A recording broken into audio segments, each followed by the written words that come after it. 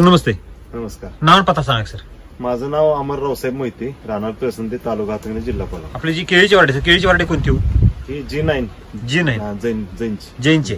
लागण करून किती महिने झाले सर? लागण करून आता 4.5 महिने पूर्ण झाली. 4.5 महिने म्हणजे कुठल्या महिन्यात लागण केली होती? ही 15 फेब्रुवारीला. फेब्रुवारीला. म्हणजे पूर्ण टेम्परेचर मध्ये आहे की नाही? त्यावेळेला सर टेम्परेचर किती होतं? टेम्परेचर साधारण 35च्या वरती लागण केली. कमीत कमी 35 होतं. कमीत कमी. आणि हायर जर बघायला तर 42-43 पर्यंत गेलं. 42-43 पर्यंत गेलं होतं आहे की नाही? ह्या टेम्परेचरला सर आपण लागण केळी केळीची आहे की नाही? किती एकर क्षेत्र आहे? हे 2 एकर आहे. 2 एकर आहे.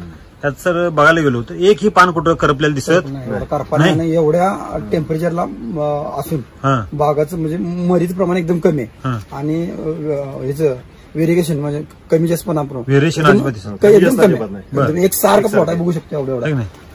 आणि कुठं करपा स्पॉट कुठंच नाही.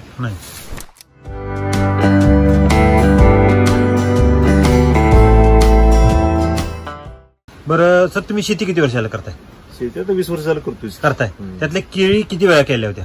केळी 6-7 पीक आहे. 7वं पीक आहे की नाही? दरवर्षी हाय अशा बेस्ट असतात आहे की नाही?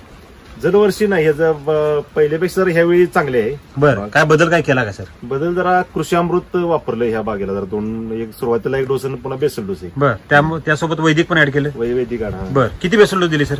2 बेसल डोस दिली. कधी कधी दिली? लागणीच्या वेळी एक आणि पुन्हा नंतर 1.5 महिन्याने. 1.5 महिने असे 2 बेसल डोस दिले. आता प्लॉट सर वय किती आहे? 4.5 महिने. 4.5 महिने. तुमची उंची किती आहे सर? माझी 5'9". 5 फूट 9 इंच आहे की नाही? जर हात वर करा बरं. हाताला गावते का पानती? नाही गाव. किती उंच असेल अजून? हातापासून किती उंच आहे? 13 फूट आहे साधारण. किती? 12-13 फूट. 4.5 महिन्यात 13 फूट. तुम्ही 6वं पीक आहे ना हे आपलं? दरवर्षी काय परिस्थिती असायची 4.5 महिन्यात? 4.5 महिन्यात नुसती भरणीला येत होती त्यावेळी. लय फरक पडलाय. केवढी असायची अंदाजे वय? डोके एवढी म्हणजे भारी, लय भारी झाली. बर, ते वर खाली व्हेरिएशन असायचं एक सारखा. आता ह्याचा फायदा बेनिफिट काय होणार? वेन एकसारखं. आता मी जरा झूम करतो सर. खाली जर बघायला गेलो, ही जी बुंदा जी आहेत आणि सगळे एकसारखे सर आहे की नाही? आणि 2 ह्याच्यातलं अंतर चांगलं अंतर म्हणजे म्हणावं जसं आपलं ही मान बघतोय सर, मान बघतोय ह्याची. मानेची जाडी किती आहे? जाडी किती आहे बघा बरं. तुमच्या हातात बसते का बघा बरं. किती इथे घालायला लागतात? 3 लिटर लागतात. 2.5 लिटर लागतात आहे की नाही? मानाला म्हणतोय सर मी, म्हणजे शेंड्याला. आणि जर बुडक्यात बघायला तर बुडका किती असेल अंदाजे? साधारण 2 फुटात असणार आहे. 2 फुटाच्या आसपास. 4.5 महिन्यात. सर केळी किती महिन्यात पीक आहे? केळी साधारणतः 11 महिन्यात ते कटिंग होणार. कटिंग होत आहे की नाही? 11 महिन्यात आता 2.25 ते 2.5 फुटाचा घेरा आहे. तुम्हाला काय वाटतं किती घेरा होईल याचा? घेरा होणार की 4-4.5 फुटापर्यंत जाणार. 4.5 फुटाचा घेरा. माणसाची उंची असते 5 फूट आहे की नाही? म्हणजे 4.5 फुटा जर घेरा झाला तर त्याचं घड काय पडेल? घर 35च्या पुढेच पडला पाहिजे. सहज आहे की नाही?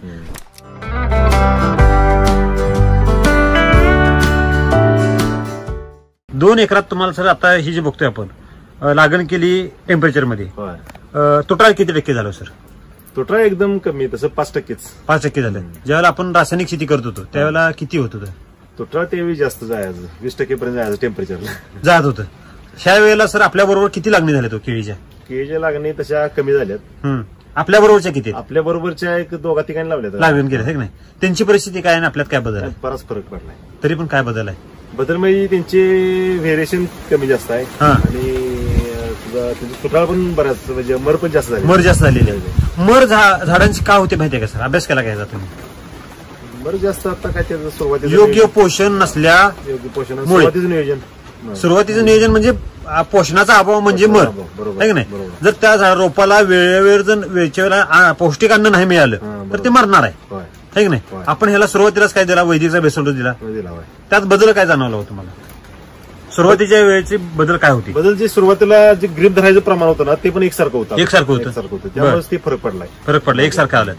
तुम्ही अगोदरची जी होती 4.5 महिन्याची केळी की तुमच्या डोक्याच्या बरोबर असायची, हा नुसताच ग्रोथ झालाय का बुंदा पण मोठा झाला? बुंदा पण झाड झालाय. बुंदा झाड झालाय. वादळ जे आलं होतं का नाही त्यात बाकीच्या लोकांची झाडे अशी बऱ्याच लोकांची कल्ली होती पूर्ण अशी लहान अवस्थेत कल्ली होती झाड. पण आपलं कुठेही झाड तुम्हाला कल्ल्याला इथं दिसणार नाही. मी कुठे अजिबात चढवलेलं नाही झाड, नंतर काही केलेलं नाही, अजिबात नाही, काही केलेलं नाही. बरं, 100% फरक पडला. वादळ असं जोरात होतं की त्यावेळी घड पडलेलं नसताना सुद्धा बागा पडल्या.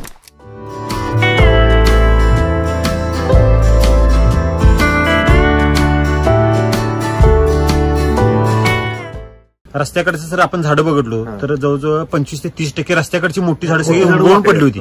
आणि हे आपलं म्हणजे वादळासुद्धा झाड कुठंच कललेलं नव्हतं. का बरं कळलं नाही? अभ्यास केला मुळे स्ट्रॉंग राहिली ना. खरं खोट आहे. आता आपण मगाशी बघितले सर, इथं मधल्या पट्ट्यात आपण बघतोय, मधल्या पट्ट्यात मुळे आलेले, ही जी मुळे आहे मधल्या पट्ट्यात सुद्धा मुळे आलेले हे सहज अगदी. आता इथं बेडच्या बाहेर बघतोय सर, इथं काही हे नाही, खेळ नाही, इथं झाड आहे, झाड इथं आहे, इथं झाड आहे, त्याची मुळी कुठे मुळी इथं आहे. म्हणजे झाडापासून किती अंतर असेल सर? जरा हे अंतर टाकून बघा बरं. झाड किती आहे? 5 फुटाच्या पुढे, 5 फुटाच्या आसपास.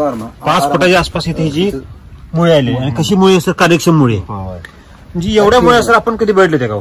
नाही, कधीच नाही. हा नाही.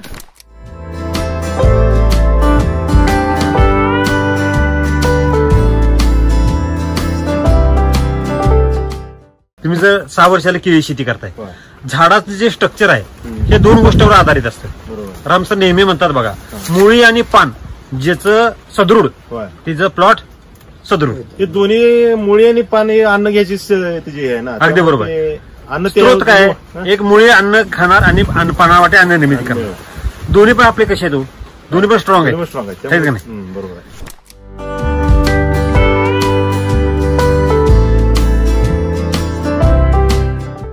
जर आपण सर वैदिकचा बेसोलच वापरला, तुम्हाला वेगळे पण काय वैशिष्ट्य काय वाटते? वैशिष्ट्य म्हणजे काय, आता हे पानाला म्हणजे गडद हिरवापणा जे आहे का नाही, ते पानाला चांगला आहे. ह्याच्या अगोदर पानं कशी असेल? पानाचं साधारण पिवसळ पडणे वगैरे सगळं, त्याला रासायनिक डोस सारखं त्यामुळे देणे, असं फवारणी देणे. आता हे फवारणी तर एकही तुम्हाला पटणार नाही की एकही फवारणी मी कुठलीही केलेली नाही. काय म्हणला? कुठलीही फवारणी केलेली नाही. 4.5 महिन्यात एकही फवारणी केली? फवारणी कुठलीही कीटकनाशक नाही, तर कुठलीही फवारणी, बुरशीनाशक कुठलीही फवारणी. जे राम सरांनी सांगितले ते प्रत्यक्षात इथे उतरायला लागले. बरोबर आहे. हा, ते अगदी बरोबर. खरंय खोट आहे सर? बरोबर. म्हणजे पोषणाचा किती मोठा रोल आहे हा आपण जिवंत उदाहरण घेऊ शकतोय.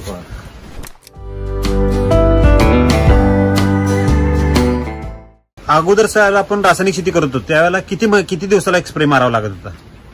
कमीत कमी महिन्याला तर एक मारायला लागायचा. काही नाही म्हणलं तर महिन्यात नाही एक मारायला. म्हणजे आपली फवारणी किती वाचल्या सर? 5 फवारणी वाचल्या. एकही फवारणी. एका फवारणीचा खर्च किती? एका फवारणीचा खर्च कमीत कमी औषध 2,000 रुपयाला आणि मारायला म्हटलं तर 1,000-1,500. म्हणजे 3,500 रुपये एका फवारणीचे वाचले. 3,500 रुपये. म्हणजे 4.5 महिन्यात किती पैसे वाचले सर आपले? 10,000 रुपये वाचलेच. कमीत कमी 10,000 रुपये वाचले.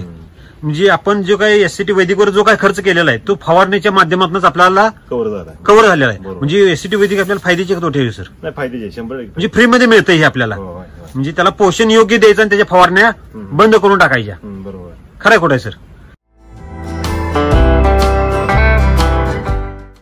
तर तुम्हाला तर बघतोय घडाची मान जी आहे, आता मान एवढी मोठी झाली आहे की नाही, ह्याचा घड काय पडेल?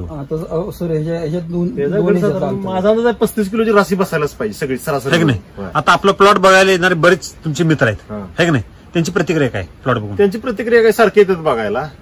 डिफरन्स त्यांनी जाणवतो. मी ती स्वतःच्या बागा ज्यांच्या आहेत त्यांना ते फरक जाणवतो.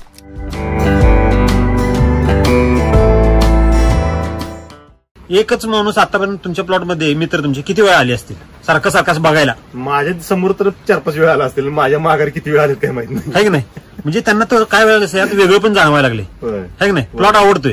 आता ह्या प्लॉट मध्ये सर आपल्याला स्वतः बाहेर जाऊ वाटत नाही. अगदी हिरवगार आहे. महाबळेश्वर मध्ये गेल्या का अगदी. आणि ह्या वर्षी पाऊस पण तितकाच झाला आणि टेम्परेचर पण तितकंच होतं. कुठं काय साईड इफेक्ट नाही, कुठं स्पॉट आहेत का बघ करप्यात? आता एवढा पावसाचं वातावरण का नाही, करपा असतो पण कुठे एक स्पॉट नाही करप्या. म्हणजे सर म्हणतात की एकही फवार मारला नाही. आता हे प्लॉट बघून अजून गरजच वाटत नाही. म्हणजे जर आपल्याला काय वाटलं तर ह्याला काय द्यायचं, नुसता भेसोल द्यायचं आणि मोकळं व्हायचं. म्हणजे एवढी ताकद आहे का वैदिक मध्ये?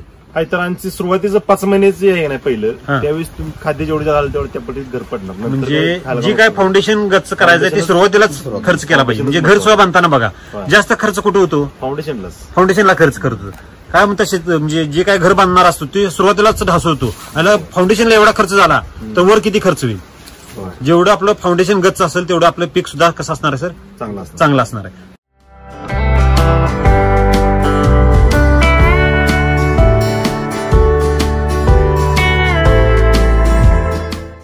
तर तुम्ही टेक्नॉलॉजी एससीटी वैदिकडे वळाला कसं सर?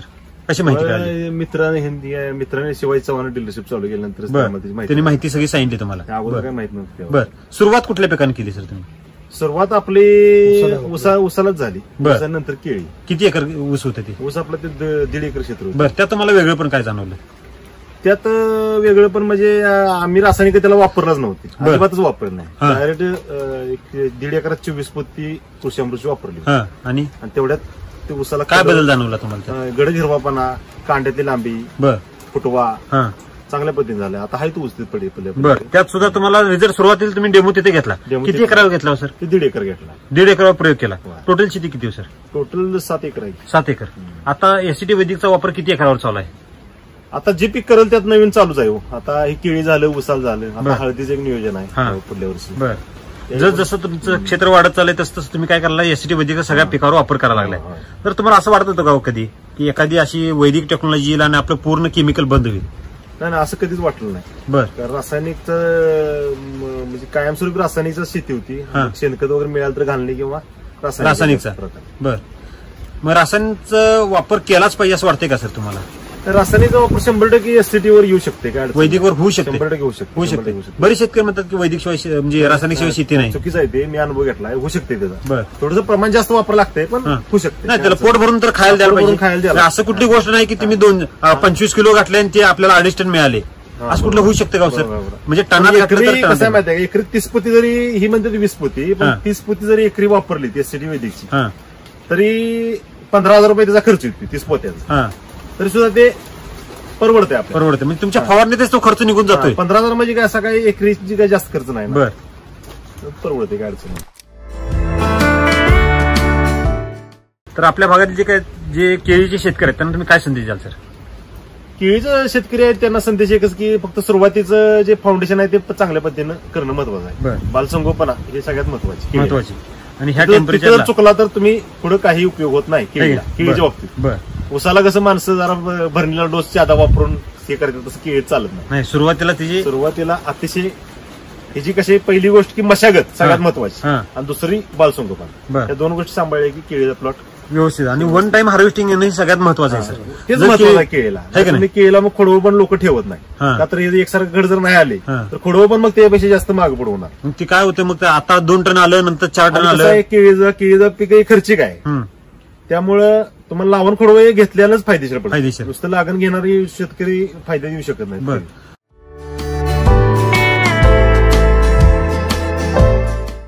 आता कोल्हापूर जिल्ह्यात म्हटलं सर ऊस शेती बरीच प्रमाणात केली जाते है की नाही?